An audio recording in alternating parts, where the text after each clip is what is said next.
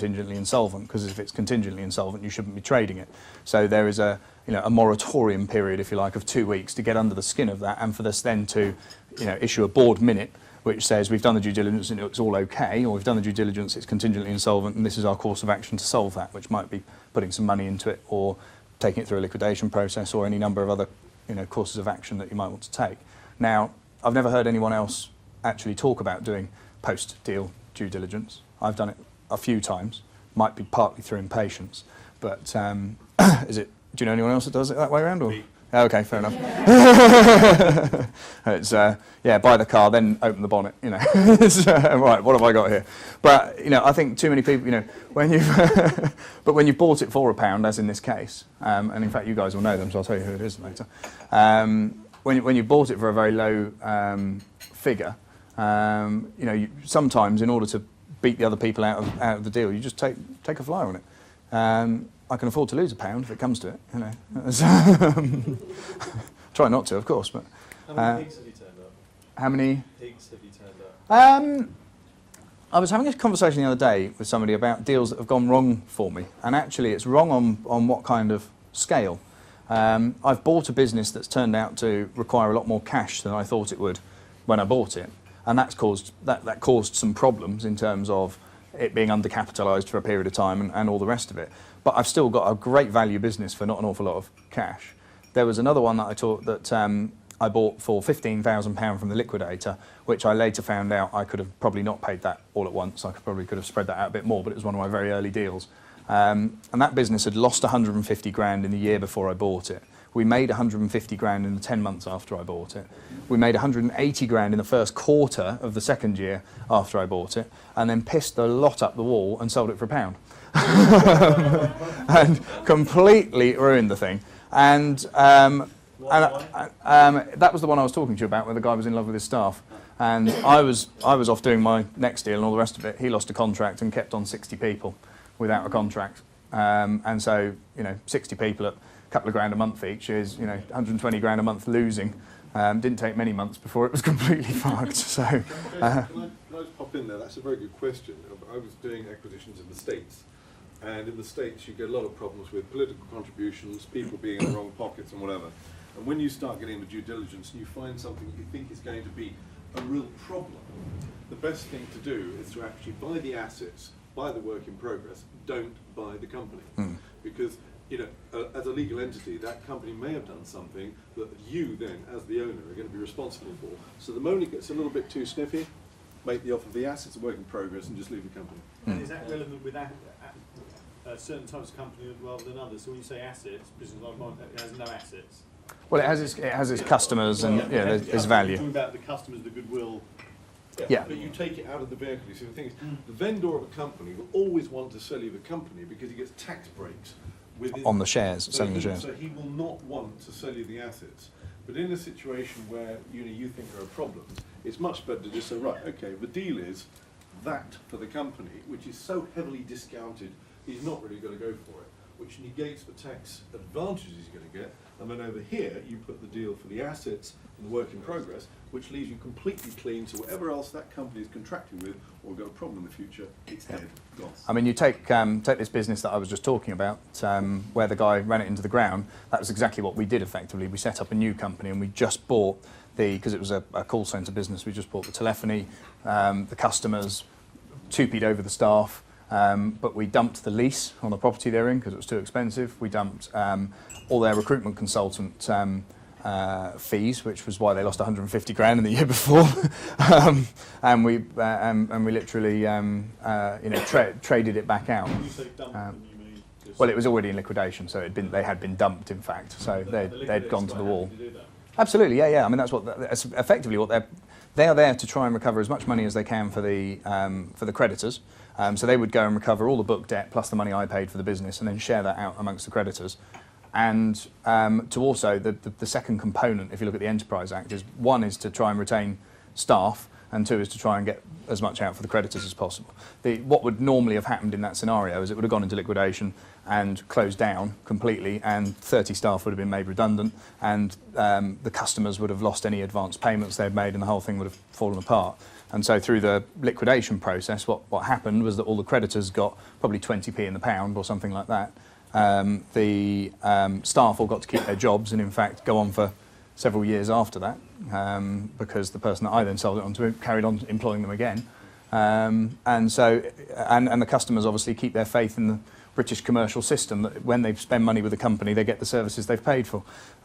So can I ask you why, just using a current scenario, Yeah. with Woolworths, for example, Yeah. why is Woolworths such a difficult entity to sell? Because it fundamentally loses money. The underlying business doesn't generate any money. It's been stripped 3 times, you see. It's gone through 3 periods of ownership. And the first time round, Woolworths, when it was acquired, all its own properties it owned. It was the largest property company that wasn't a property company in the UK.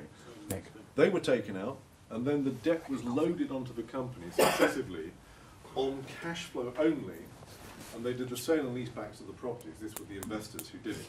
And they left it struggling to maintain paying all its debt, which because all the assets have been stripped out. So it's not really a fair situation, because unfortunately it's been raped and pillaged as a company. And I mean, Which is what you don't hear about in the news. no. And when I look at a distressed acquisition, you always look at what the existing revenue streams are. You know, whether there's actually anything of value in there to take back out the other side. You know, it's the whole insolvency space. You know, is a bit kind of grey and fuzzy. And I think everybody has supplied people who've gone bust, and it's frustrating when you see the letter come through that says, "Sorry, you're not going to get your money." But by the same token, that insolvency process does need to exist in order to keep confidence in the system. Because if everyone that went bust stayed bust, you'd never trust anyone with your money. You'd never trust any business, because actually it happens all the time, and half the time you don't hear about it, because the only people that have to be told are the creditors. So customers don't hear about the fact the company they're dealing with has gone bust 3 times over the last 3 years, because for them it's a seamless continuation. So the Enterprise Act we sort of plagiarised from American legislation, which enables businesses to continue trading and keep people employed and do all these kind of things. And love it or hate it, it's actually a really important part of our legal process and a really important part of our business process, like I say, in terms of keeping confidence. And also there are some great opportunities there. So in order to pick up businesses that maybe got it wrong the first time, but will work the second time round. Take this call centre business I was talking about. They'd lost that 150 grand and were losing money on a consistent monthly basis. It wasn't just they'd accumulated it all. But if they had tried to carry out, the fundamental underlying business kind of worked. They had customers and they bought it for X and they sold it for Y, and there was a gap in between. So it fundamentally worked, but it wouldn't work in the building they were in, and they were stuck in a lease. And it wouldn't work with the mountain of creditors they built up. It wouldn't trade out. Given 30 years, it wouldn't trade out. So it was absolutely doomed. There was no way it was ever going to be anything other than that without some kind of rebirth. And that some kind of rebirth did, like I say, put it back on its feet, make the staff employed for the next 3 years. I put it down as one of my disasters. One of my things that I cocked up. But in fact, I think I took about 40,000 in fees out of it over the time that I had it, which isn't a lot, but it's for paying 15,000 for it, getting 40,000 out in non-exec fees, at least meant as a learning curve, I got paid for my learning curve instead of taking a huge bath. So from that perspective, I'm not uncomfortable with it. But this new company you bought, do you know just generally what was the fundamental reason they were selling it or trying to get out of it? yeah. It was cash flow again for them. They turn over about 3 million. They had 1.9 million in book debt, so they're owed over half a year's revenue by their customers to them, and they'd already stuck 500,000 into it last year, and we're looking at doing the same thing this year if they didn't do anything differently. And so they just decided that wasn't the right thing to do. Now, unusually with this business, I have bought the limited company because I normally only ever buy the assets. But with this particular one, it's very tangled up in terms of the book debt and various other bits and pieces. So I bought a majority share in it for £1 and an option to buy the rest of it at a later date for a very small multiple of the earnings, the annual earnings. Jeremy, is very difficult. I'm just trying to guess, but to find out your criteria about to invest, because I can see sometimes you are looking for cash flow, equity, shares, money back, blah, blah, blah, different criteria. I would like to see more your profile, your criteria to invest. Yeah, it's funny. I mean, because property investors are used to this whole stick it in the spreadsheet, does it work? You know, where are the yields? Yeah. For me, it's like, do I like it? Don't I like it? Am I going to do the deal? You know, it's it's a lot more personal. I mean, what do you go? What's your gut instinct for whether you go with something that's a sector or gut. I mean, yeah. you know, at the end of the day, you don't know, and this is something that's very true. When you're doing your due diligence, if people, especially in the States, are setting out to defraud the person, Crocker Bank with the Midland Atlantic Computers, they can actually whitewash Enron or the recent 50 billion fraud, you know, from the ex-chairman of NASDAQ, who said, I'm sorry, mea culpa, I've stolen 50 billion, I'm terribly sorry.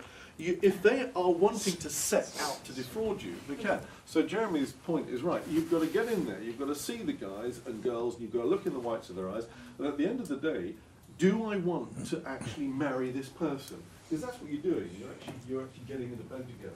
And if your gut tells you, as Jeremy said earlier on, hang on a minute, this just doesn't quite feel right, don't go with it.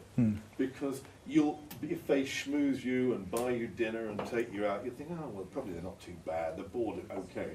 And then you'll find that they've been, for a year, trying to grooming you. Yeah, to basically groom you across. So, yeah, go with that. Yeah. Is there a basic rule on the current ratio in terms of its assets against the debt it has? No, I think the criteria would be, and this is off the hoof, not prepared, so bear with me while I just process it in my own mind, but the criteria would basically start with something like, can I pick this up for nothing? If yes, proceed to, has it got revenues? If yes, proceed to, can I make it make money? If yes, proceed to, do I like the business model? Could I add value to the business model? And actually some of the deals that I've done have been based out of, can I add value to the business model, in terms of, I bought the swimwear company because I was already involved in another swimwear company, so there's the obvious synergies of putting the two together. I bought the IT company because I already had another IT company on its own 2 feet. It probably wouldn't have been that interesting, but because there was something to bolt it into, it kind of stacked up. I bought the gym because I wanted to lose some weight.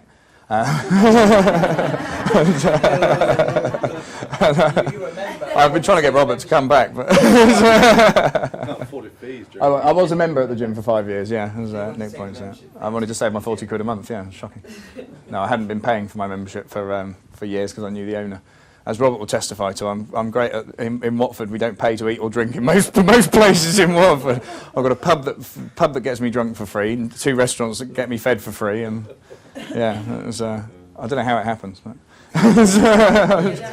We go for curries on a regular basis, and they haven't charged me for at least 2 years now. I took about 7 or 8 people there once, and they still didn't charge me. So, yeah, can't give it away when you got it, can you? So, could have done with some free curries 5 years ago. Do the protection racket, which is one of your other businesses. Oh yeah. When they give it to me, they go, "I'm really sorry, thank you." No, they don't at all. No, it's all good karma. Good karma, hey! God, dreadful. Right. So acquisitions. By the way, I keep asking the questions because the way you're going to learn far more is actually by just asking whatever's on your mind and coming up with the specific questions. So in that circumstance where you thought you could add value, if a company didn't have revenue, but you thought you could add value to it, you'd still potentially look at it? I've done one of those as well, yeah. But literally they've done, it's a men's tailors company, and when I say I've done it, I'm doing it at the moment. It should complete next week. I'm just waiting for a couple of final bits. But they sold 40 grand's worth of these bespoke suits for people, and then the guy who was running it left, and one of the other shareholders got sidetracked because his business just went ballistic. They've gone absolutely nuts from 0 to 60 in 10 seconds kind of thing, and so this business just literally fell by the wayside and sat there for a little while. But I could see a couple of strategic tie-ups, A, with the clothing businesses that I'm already involved in, and B, with a person that I had. And so my value add was a person that I knew could run that standing on their head, would love it and do it really well. And so it was approach them and say, if I can get this, do you want some shares in it? Yes, I do. and bang, the deal's done. So that was a no revenue company, but the only value add was a connection on the kind of the customer and distribution side, and a connection on a good person to run it side. But it's still a value add. Yeah. And when you talk in terms of value add, is it a vast array of things that are different at every deal, or do you tend to have 5 things like, I know someone, as in that example? Yeah, it's funny actually. The earlier deals. Getting rid of the debt, like the thing you talked about earlier. Yeah. Are you intending to make sure you do something different with £1.2 million of? Is that the key to the Well, it's one of the components, yeah. I mean, one of the things that I used to use a lot, and haven't used as much in the last few deals, but I used to use a lot, particularly with the couple of IT companies, the telecoms company, the call centre business, the financial administration business, and the training company that we were talking about earlier. A lot of the leverage, or a lot of the value add in that, was the fact that I've got lots of businesses that are in business services. So we provide telecoms, IT, recruitment, the call centre business, all of those bits. And so one of the components that you could add that would add value is we'll do all of your financial administration and back office work. We'll give you some office space. We'll sort out your telephony for you and your IT. Now, with the call centre business, one of their biggest expenses after staff was office space, telephones and IT. And so the fact that we could provide office space, telephones and IT was an absolute winner in that particular one. So sometimes the synergy can be through something else that you already deliver. I mean, I know your business, you've got engineers running around or cleaners running around. They're engineers really, aren't they? No. Okay. Guys running around in vans. So one of the synergies might be, well, I've already got guys running around in vans. We could get them doing this as well, or we could get them to do that as well, or whatever it is. So, engineering's a prime example, because you normally have things like, telephone system installers that would be very easy to train to install IT, cabling or something. So you pick up an IT cabling business, and you don't need 2 guys with a van to cover Luton. You need 1 guy with a van to cover Luton, and you just retrain them on how to do the other component. So there's sometimes you've got to search your soul for what your value adds could be.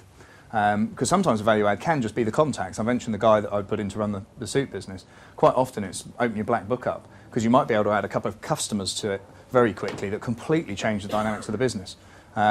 You might be that customer. It might be that you say, well, I'll get them to do my accounts, or I'll get them to do my IT, and all of a sudden that makes the business stack up, or it makes my business stack up, whichever way around it is. Search your soul, if you like, for what are the value adds and what are the bits that you could bring to any party, really. Because that's a really important. Have you done any deals outside of the normal networking environment, where you've come across them from any other means? Yeah. On the next bit, I'm moving on to acquisitions. That's probably the key component, because one of the spaces that I operate in a lot is the distressed acquisition. So the company that's either already gone bust or should have gone bust by rights because they're insolvent and they need to sort it out, or they're going to prison. So there's that kind of space. And in that space, it's very hard to get deal flow. The only reason I got into it was because I did a couple that fell on my lap. One of them, when I was runner-up entrepreneur of the year one year, sitting at my table, for some reason everyone thinks entrepreneurs have got money, and so somebody came over asking for investment. I looked at investment. In fact, this is the call centre business that we've talked about quite a bit. Came over and asked for investment, and when I looked at it, he was looking for investment to save all the staff's jobs, by the way. When we looked at it, there's this massive black hole in the balance sheet, and you'd be crazy to invest in it, because all you'd be doing is putting about half the sand that was needed to fill the hole. He was asking for £250,000, and the hole was bit bigger than that. And so the conversation then got round to be honest, you shouldn't even be trading this company